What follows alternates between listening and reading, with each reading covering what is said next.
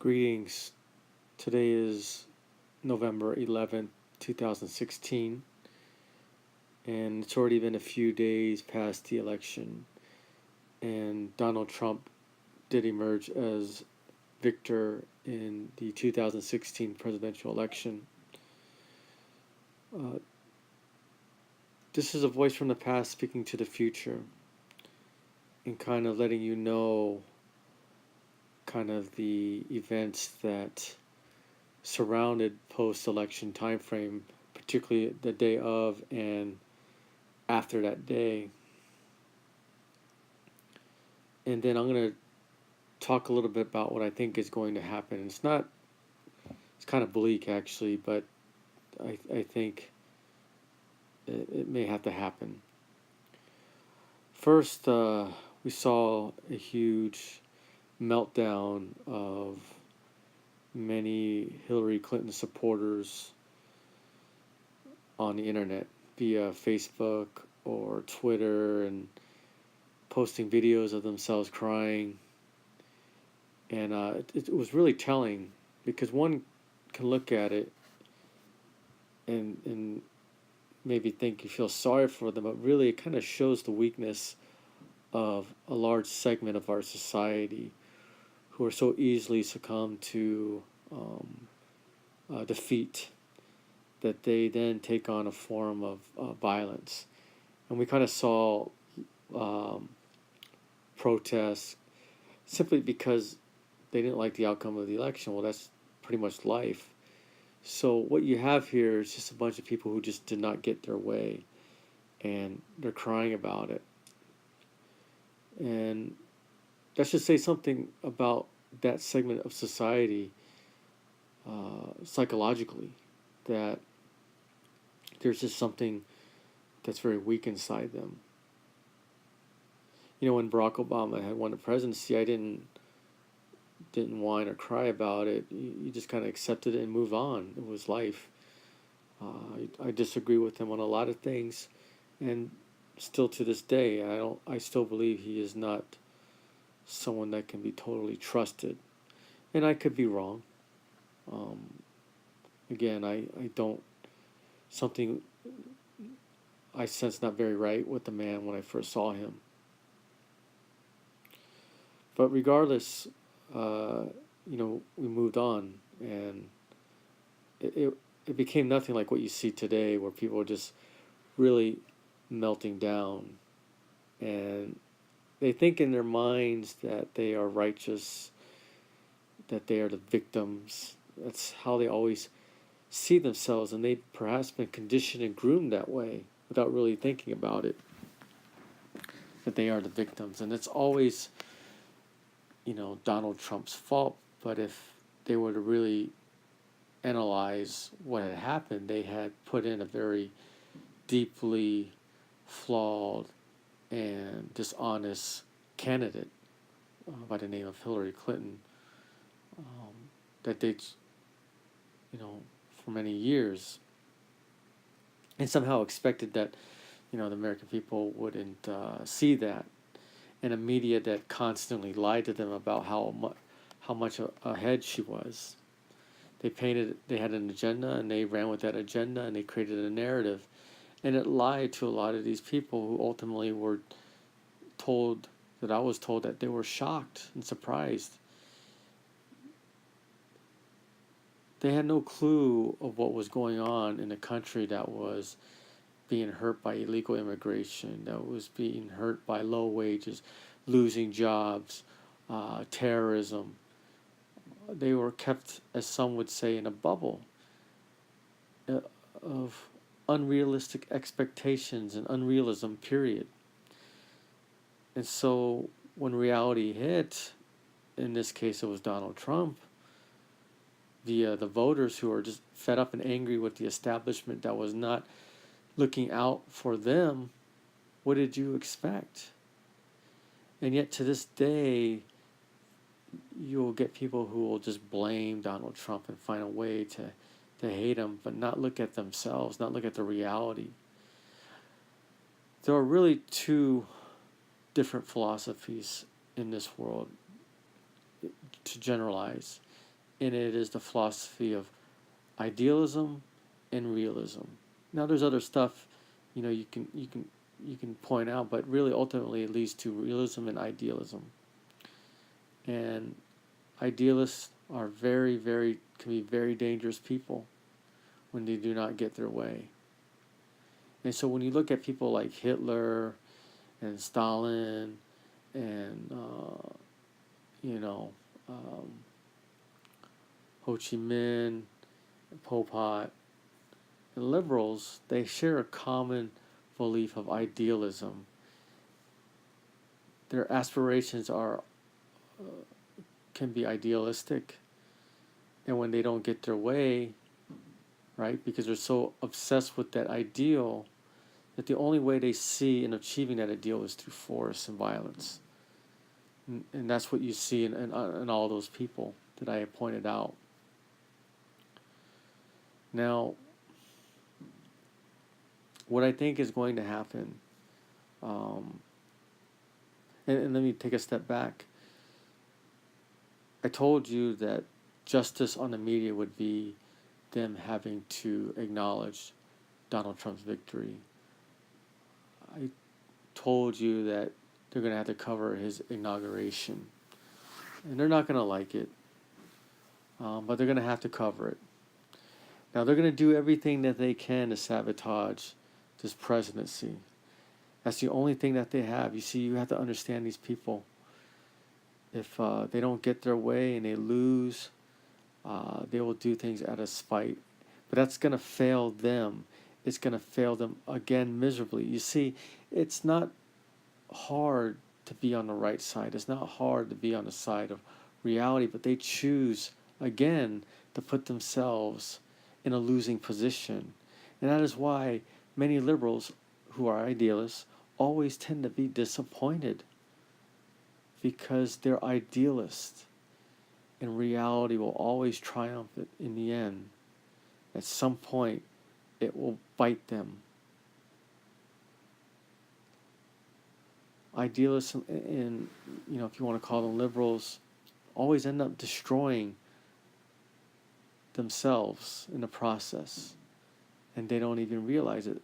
They are like that scorpion and the frog analogy that I had made, where the frog was asked by the scorpion, "Hey, take me to the other side," and the frog thought, "Well, you might sting me, right?" And the scorpion, basically said he wouldn't, right? And the frog reasoned, well, if he did sting him, they would both drown. Why would the scorpion do that? And what did happen? Halfway through, the scorpion did it, and they both drowned. And before they drowned, the frog asked, "Why did you do it? Now we're both going to drown." And the scorpion simply said, "It's my nature." And that's the nature of idealists and liberals. They will try to destroy just for the sake of they didn't get their way. You can't reason with them. So they're going to do everything they can, and they would succeed given that maybe God's hand wasn't going to be over this, but his hands are over this. So again, they're going to fail miserably. Okay? I don't know how, but again, however they try to proceed, they're going to fail miserably. Again, it's going to be thrown in their face again, and they will never learn, unfortunately. And I have to say unfortunately, because it is really miserable to be a liberal or idealist, because you'll never go through life happy, because your ideals are never satisfied. Now, something had occurred to me. Again, I'm not a prophet. I'm not someone who had a dream of what I'm about to say. But I go off several assumptions. One, that God exists. Two, he's very, very well aware of what's happening in the world and in this country and with the presidency. And I make the assumption that he has somehow anointed Donald Trump and therefore will shield him from danger. Now, all those people, to the future generations who are listening, right now you have people making threats and talking of things like assassination. And that would never, ever, ever be done had the roles been in reverse. Now, I know there's going to be onesies, twosies, but the frequency and the level of acceptance that it is coming today, this shows how hypocritical these so-called peace-loving, liberals claim they are. But when they don't get their way, they'll justify murder for the common good. The ends justify the means. They're so quick to turn on their principle when they don't get their way. And that's important for you future generations to understand that, because in order to battle this type of disease of idealism, the best remedy for that is reality and consequence, letting people feel the consequences of the decisions they make, and they will learn from it, not shield them from it. You can't. The more you shield, the more you create false expectations among your children. So that's for your parents out there. Failure is a part of life. Being bullied is a part of life. How you go out there and proceed and earn your medal, earn your respect, will get you a lot further than just kind of whining about what you didn't get.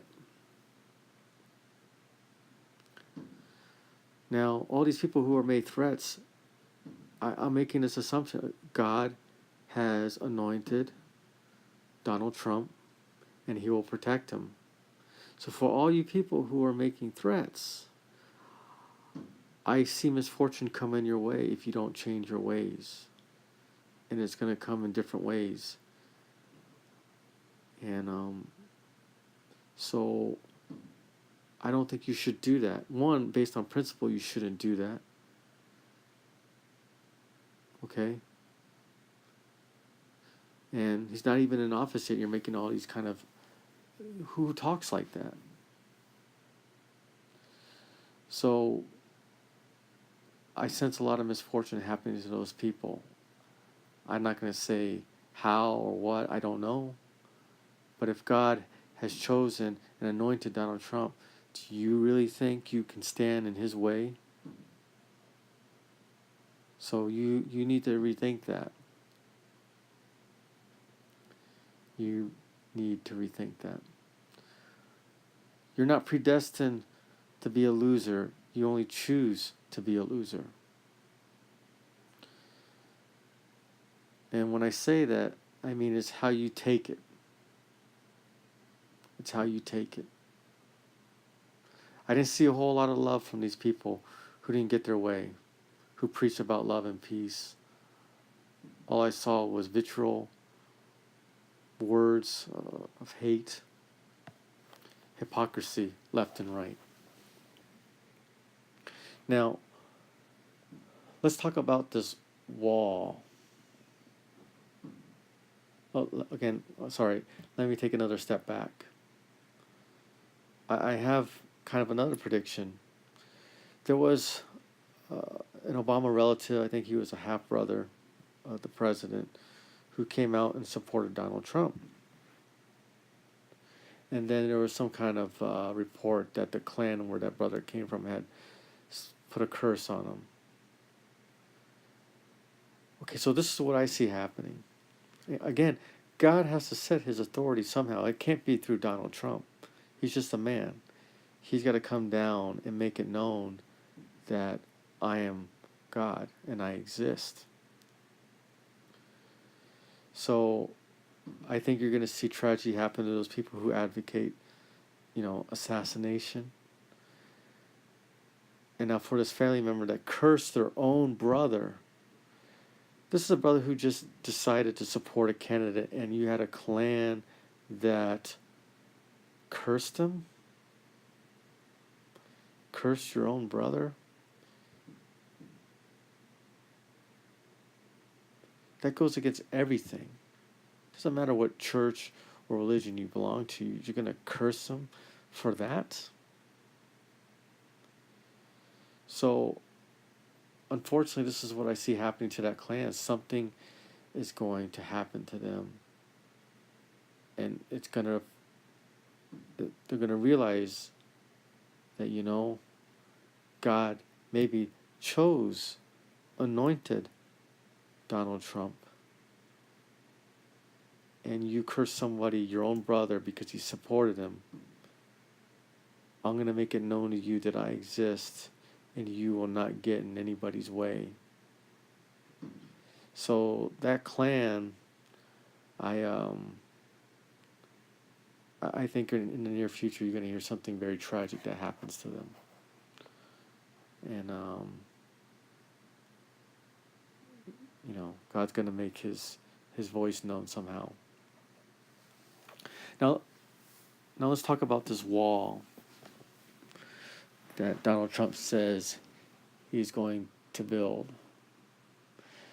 Now, I think he'll realize building that wall is a lot more difficult than he thinks. I don't think it could be done with today's people.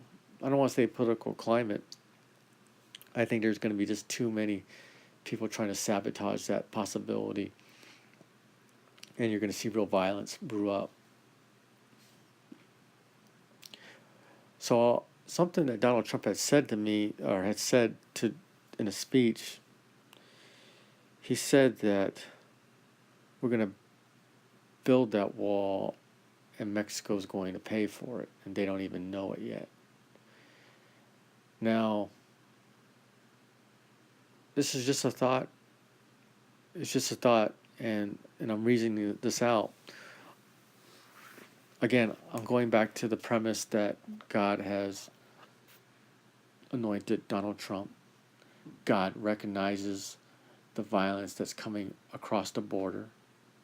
God is recognizing the aristocrats in the Mexican government, the parents basically, who are turning a blind eye on their own people of Mexico, who try to do nothing for them to find work or to provide an economy that will keep their people from leaving.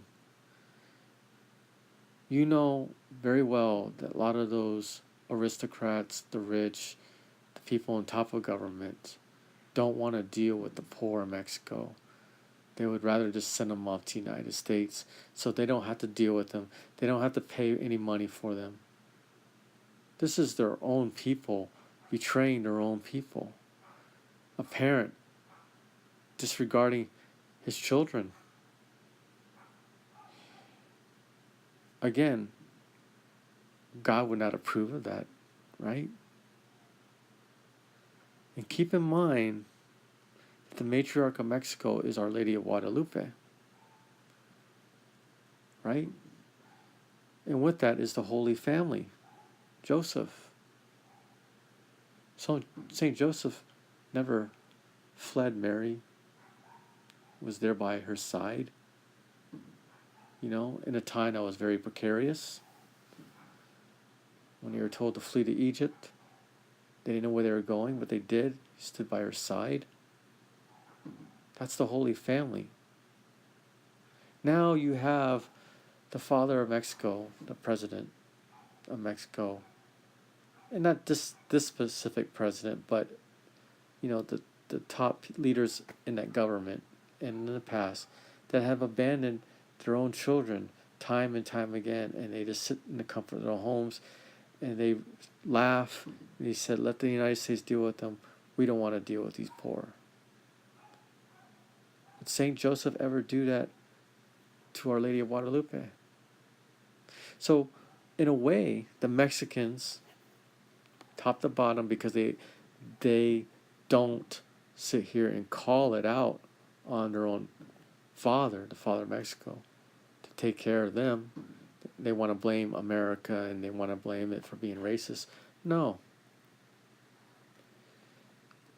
Mexicans, not all of them, but overall, they have broken that covenant with our Lord, They've broken that covenant. They sit there and pride themselves and carry the image of Our Lady of Guadalupe, but they totally disregard what God would want them to do, as the Holy Family would want them to do. To care for your own people. And the arrogance behind the Hispanic people to think that somehow it's America's fault. So God isn't really too happy. And so this is what came to my head. I don't know why. I don't think it was a vision or anything, but it was just a thought, if anything. That wall will be built, but not in a way that we think it's going to be built, where it's going to be bricks and construction workers. Because even that, I think, would be not possible for Donald Trump. So what I do see happening is that, unfortunately, we're going to have a huge quake.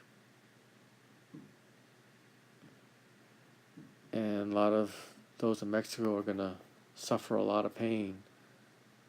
God isn't too happy with them. And he's going to separate the two lands, miraculously, along the border. And there you have your wall. And nobody can be mad at Donald Trump. And people are going to wonder, how is it possible that this wall was built? It was an act of God, some would say. It would feed in their minds. And then people would make the connection, that maybe God wasn't really pleased with you for abandoning your own children.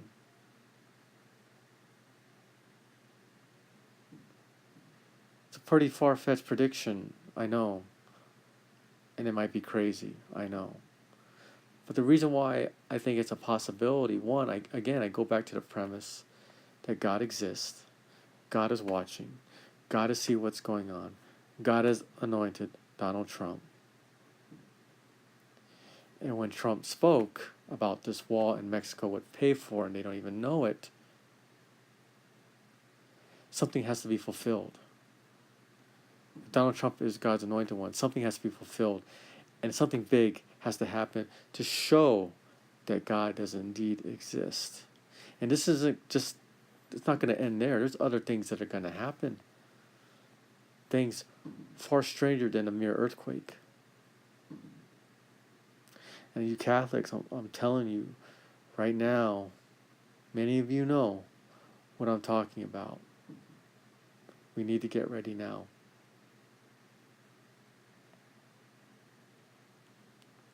Again, will this happen? Unfortunately, I think it has to happen. It's not my will anyway.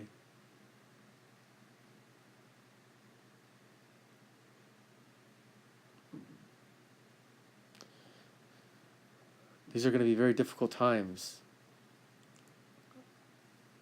I said that it doesn't really matter if Donald Trump or Hillary Clinton win. It's going to be difficult times. But it needs to happen to wake people up. You see, I go back to what I said in a previous recording, that these people who prophesize about Donald Trump being, the anointed one or Cyrus, whatever, his winning the presidency isn't going to establish God's authority. It's not enough. Other things have to happen. But he is just there because he's an important player among a lot of other people, big or small, poor or rich, doesn't matter, that are going to be needed in this big war, spiritual war. So something big has to happen in order to establish God's existence and his authority. And it has to be big in order to wake up a lot of these people who are still thinking that the way they've been thinking for a long time is the right way of thinking. There's no matter what good Donald Trump does, the people on the other side are going to still have this image and create this narrative that he's all these things, which he's not. He's not. He's a real person, a real man, sinner, flaws. They don't go after him with the same contempt that they should have for Bill Clinton, who actually treated women a lot worse, right? So there's inconsistency in the values, which goes to show that they don't really understand what they believe in to begin with. It's that they just didn't get their way. It's very childish, unfortunately. And it's sad that they have to be labeled that way, but in the end, that's what you are. But you still have to make that choice. Do you want to be that way? Because you're only going on a path of destruction. So that's I don't want to call it a prediction, but that was a thought that I'm just sharing with you that came to my mind. Because I don't view that wall as being feasible. The wall that he's talked about, building it up, and with with bricks and stuff like that, I don't see that happening. There's going to be too much against him. Not politically, but you're going to have people just. It's going to be too much of a task to do it the conventional way. So God has to lay his mark, and people are going to wonder, wow, was this an act of God? So again, I'm just reasoning this out. It seems far-fetched, right? But again, we're going towards 2017, and I had promised that in this recording I was going to talk why 2017. I have to save that for next time. That I promise. Today is 11 November 2016, signing off.